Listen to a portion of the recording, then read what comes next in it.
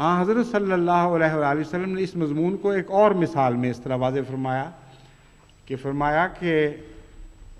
وہ دعائیں جن سے تمہیں ڈرنا چاہیے وہ ضرور قبول ہو جاتی ہیں، ان میں ایک ماں کی دعا ہے جو اپنی اولاد کے خلاف ہو۔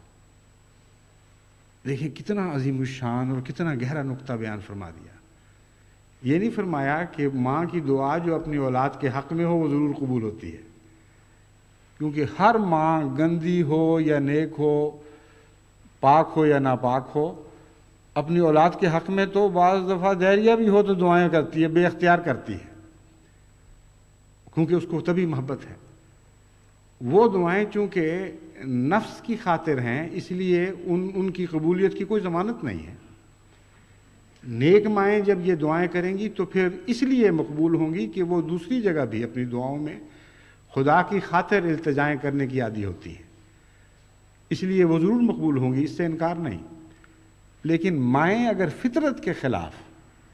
کسی بچے کو بد دعا دیتی ہیں تو اپنے مزاج کے خلاف بات کر رہی ہیں۔ اور دیکھیں ایک اور مثال ایسی ہے جہاں مزاج کے مطابق دعاؤں کی تو ضمانت نہیں دی جا سکتی، مگر مزاج کے خلاف دعا کرنے کی ضمانت ہے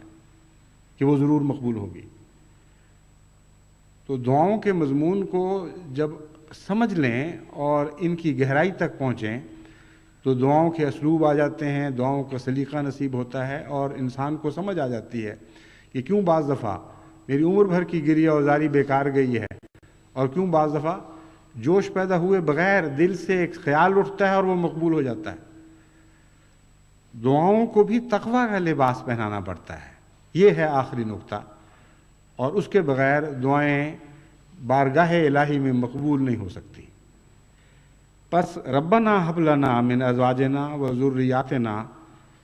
قرۃ اعین واجعلنا للمتقین اماما کی دعا کو اس مضمون کو سمجھتے ہوئے مستقل مانگنے کی عادت ڈالیں، اور جب یہ دعا کیا کریں